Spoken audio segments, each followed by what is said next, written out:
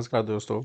आज के इस वीडियो में हम बात करेंगे रिलायंस और एचडीएफसी बैंक का जिसका रिजल्ट आया हुआ है और उसको हमें यहाँ पे कैसे ट्रेड करना है वो देखना है। और रिजल्ट में हम रीडिंग नहीं करेंगे क्योंकि फंडामेंटल का इतना आइडिया नहीं है। पर जो भी हम ट्रेड करेंगे वो बेस होगा हमारा टेक्निकल चार्ट के हिसाब से ऑप्शन चेंज से कि यहाँ पे अगर खुलता है तो कैसे ट्रेड करना है। और मैं ज़्यादातर प्रेफर करता हूँ रिजल्ट आना जाने के बाद में कोई एंट्री करना। और अगर कभी रिस्क ले लिया तो बहुत ही छोटा लेता हूँ, यानी कि जैसे 10 रुपए का कोई ले लिया कॉल, वो 10 में से मैं एक बार लेता हूँ। बाकी तो ज़्यादातर मैं प्रेफर करता हूँ कि रिजल्ट के बाद में ट्रेड करेंगे। तो यहाँ पे समझेंगे कि उसको हमें कल कैसे ट्रेड करना है। अगर मुझे यहाँ पे शॉर्ट करना है तो भी कौन सा रहेगा और बाय करना है तो कौन सा रहेगा ऑप्शन, वो मैं आपको यहाँ पे एक्सप्लेन करूँगा। दोस्तों, अगर आप इस चैनल पे नए हो तो सब्सक्राइब जरूर करना। वीडियो पसंद आए तो लाइक एंड शेयर जरूर करना। तो पहले यहाँ पे एचडीएफसी बैंक देख लेते हैं। लास्ट टाइम यहाँ पे जो न्यूज़ आया था उसके बाद में काफ़ी अच्छा सा एक रैली हुआ था। अब यहाँ पे हमें क्या करना है, हमें लोअर एंड से हायर एंड का एक पहली बार फिबोनाची लेना है। जैसे यहाँ से हमने ड्रॉ किया ये वाला, तो अभी हम यहाँ जो ट्रेड कर रहे हैं 50% जो फिबोनाची है उससे नीचे कर रहे हैं। नीचे में हमारा जो सपोर्ट बन रहा है वो कहीं पे बन रहा है 1560 के आसपास बन रहा है। तो हमें पहले तो क्या करना है कि एक ड्रॉ लाइन हमें यहाँ पे करना है कि ये हमारा यहाँ पे सपोर्ट होगा, जो होगा 1557 के आसपास, प्लस माइनस 24 पॉइंट आप काउंट कर सकते हो। ऊपर में आपको यहाँ पे अगर ब्रेकआउट का काउंट करना है तो ब्रेकआउट होना चाहिए यहाँ पे इस लेवल के ऊपर, जो वो होगा 1560। यहाँ पे मैं थोड़ा इसी लेवल पे कर देता हूँ। तो ये आपका ऊपर के लिए ब्रेकआउट का जोन होगा। अब हम यहाँ पे इसको निकाल देते हैं। तो मानो कि यहाँ पे कल रिजल्ट के हिसाब से जो कल ट्रेड होगा वो हम यहाँ पे गैप अप ओपन होते हैं, समझो कि इस लेवल पे होते हैं 1647, हमारे लिए कोई ट्रेड नहीं रहेगा। हम यहाँ पे कोई नहीं ट्रेड सोचेंगे, हम वेट करेंगे। जैसे ही एक अटेम्प्ट करेगा ऊपर और यहाँ पे फिर से फेल होगा, तब हम यहाँ पे क्या सोचेंगे, या तो कॉल शॉर्ट करेंगे कौन सा 1680 वाला, या फिर हम यहाँ पे जैसे ही ये रिवर्सल करके स्विंग लो होगा जो यहाँ पे, उसको स्विंग लो यानी कि जैसे यहाँ पे आप देख रहे हो ये 3-4 कैंडल बना है, उसका जो लो यहाँ पे बनता है 1600। सिमिलर यहाँ पे जो भी आपका स्विंग लो होगा उसके नीचे जैसे ट्रेड करता है तो वो स्ट्राइक का आपको यहाँ पे पुट अगर यहाँ पे बाय करना है तो कर सकते हो। विद स्ट्रिक्ट स्टॉप लॉस करना होगा क्योंकि उसके बाद में बजट भी है ट्यूसडे, तो वहाँ पे एक वाइल्ड मूवमेंट भी आ सकता है। तो इस स्विंग लो के नीचे जाता है तो ये आपका 62 का जो स्पॉट लेवल है वो रहेगा एसएल के लिए। और फिर आपका पहला जो होना चाहिए 1600 के आसपास एक बार प्रॉफिट बुक होना चाहिए। फिर से ये अगर स्विंग लो ब्रेक करता है फिर से एंटर कर सकते हो। फिर आपका नीचे सपोर्ट होगा 1560।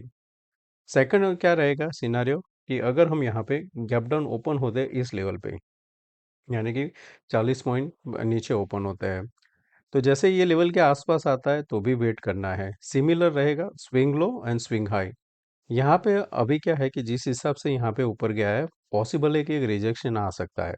तो अगर ये लेवल भी यहाँ पे होल्ड नहीं करता है तो फिर क्या होगा, जैसे ये बड़ा कैंडल बनाया था सिमिलर आपको बजट या बजट के बाद में बड़ा कैंडल देखने को मिल सकता है।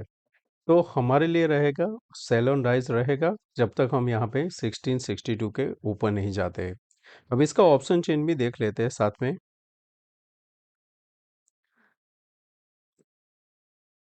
तो ऑप्शन चेन में यहाँ पे डेटा में क्या देखने को मिल रहा है कि ये जो करंट मंथ का डेटा है जिसमें 1600 एक सपोर्ट का काम कर रहा है, अभी तक हमको वहाँ पे अनवाइंडिंग देखने को नहीं मिल रहा है। अनवाइंडिंग जो देखने को मिला हुआ है वो है यहाँ पे 1550 पे।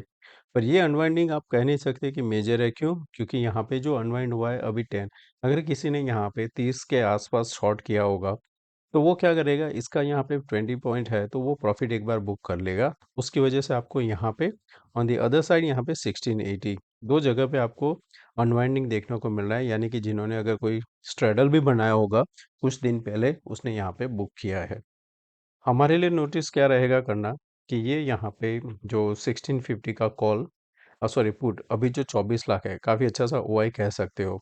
हमको कॉल साइड इतना नहीं देखने को मिल रहा है पर पुट साइड हमको इन द मनी देखने को मिल रहा है। ट्रैप होना होगा तो भी ये लोग होंगे, और ऊपर खींच के लाना होगा तो भी ये पुट होगा। तो कल मॉनिटर करेंगे 1650 का पुट हमें कल यहाँ पे ध्यान में रखना है। ये अगर यहाँ पे रिड्यूस नहीं होता है ओआई तो हम यहाँ पे वापस एक ऊपर की साइड का अटेम्प्ट देखेंगे। और कल फ्लैट ओपन होता है तो भी इसको ही मॉनिटर करेंगे हमारे ट्रेड के लिए। मैं जो पसंद करूँगा वो रिलायंस का रहेगा, क्योंकि रिलायंस में आपको एक क्लियर चार्ट दिख रहा है।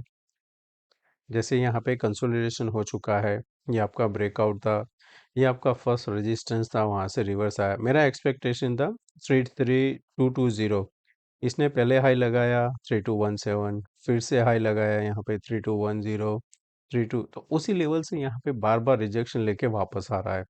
तो जब भी वापस आएगा, इसके लिए एक सपोर्ट का काम करेगा।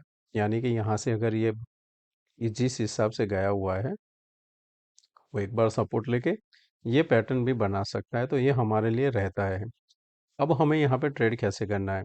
अगर समझो यहाँ पे ओपन होता है 3020 के आसपास, तो इसका जो एक सपोर्ट है 3017, तो वहाँ पे उसको ब्रेक नहीं करता है तो यहाँ से रिवर्सल होगा।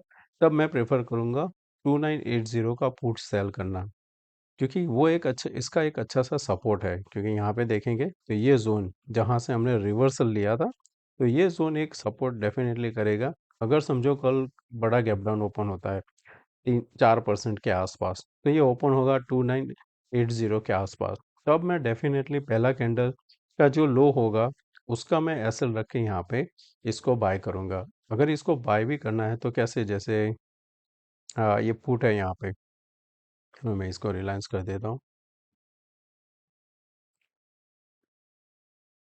रिलायंस, ओके, तो रिलायंस है यहाँ पे, जिसका पुट है 2980, ये 12 है। तो अगर ये 4% गिरता है, तो अगर सेंसिबल अगर आप यूज़ करते हो तो आपने वहाँ पे ब्रैकेट में डाल के देखोगे तो पता चलेगा इसका ओपनिंग का प्राइस होगा करीबन 30। अगर हम यहाँ पे 3000 के आसपास ओपन होते हैं तो ये 30-31 के आसपास होगा। इसका पहला जो रेजिस्टेंस बनता है वो 39 के आसपास बनता है, और उसके बाद में 45। तो बाय चांस अगर ये मुझे मिल गया 36-38 के आसपास, मैं यहाँ पे 46 का एसएल रख के पुट को शॉर्ट करना प्रेफर करूँगा। तो क्या होगा कि यहाँ पे ये एक जो बाउंस आएगा सपोर्ट की वजह से, तो वो जो 39-40 वाला होगा, वो आराम से मुझे यहाँ पे 20-22 के आसपास बाद में मिलेगा। वहाँ पे एक बार बुक कर सकता हूँ, तो वो एक ट्रेड रहेगा मेरे लिए। सेकंड चीज़, यहाँ पे अगर कोई बायर है तो वो क्या ध्यान में रखना है कि अगर हम यहाँ पे 2980 को होल्ड करते हैं, तो वापस जब ये 2992 के ऊपर वापस ये सस्टेन करता है, तो वहाँ पे आप एट द मनी का एक बार कॉल अटेम्प्ट कर सकते हो, या तो फिर इक्विटी में। पर आपका स्ट्रिक्ट स्टॉप लॉस होना चाहिए वही 2978। उसके नीचे जाता है, ऐसे लेके हट जाने का, उसको फाइट भी नहीं करने का, जहाँ जाना है जाने दो। पर अगर आपके फेवर में रहा तो ये वापस 3018, 3028 एंड 3032, यहाँ तक के लिए एक बाउंस कर सकता है। तो वहाँ पे आने के बाद आपको एक बार प्रॉफिट बुक कर सकते हो। तो ये हमारे लिए कल रिलायंस का यहाँ पे सिनारियो है।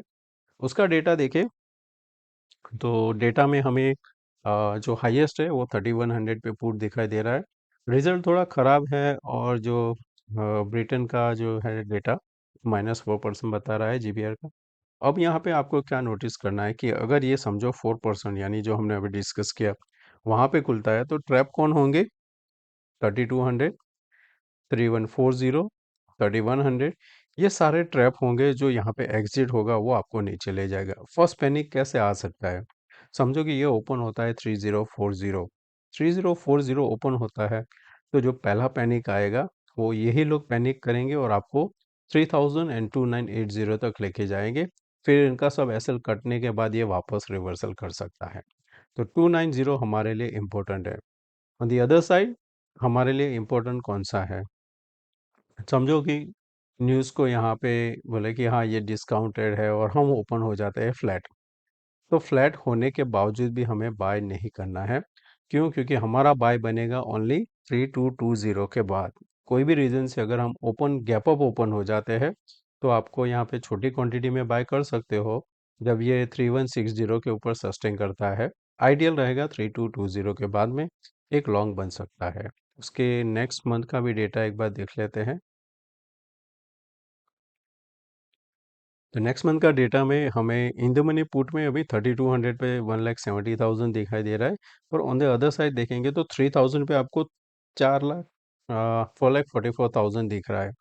यानी यहाँ पे कोई कॉल शॉर्ट करके गया है और वो उसको होल्ड कर रहा है। तो उसी वजह से कल अगर 3000 आता है और यहाँ पे अनवाइंडिंग होती है तो एक बाउंस मिल सकता है। तो वही हमारे लिए बेस्ट ट्रेड रहेगा कल रिलायंस में। तो दोस्तों मैं आशा करता हूँ कि आज का ये वीडियो पसंद आया होगा।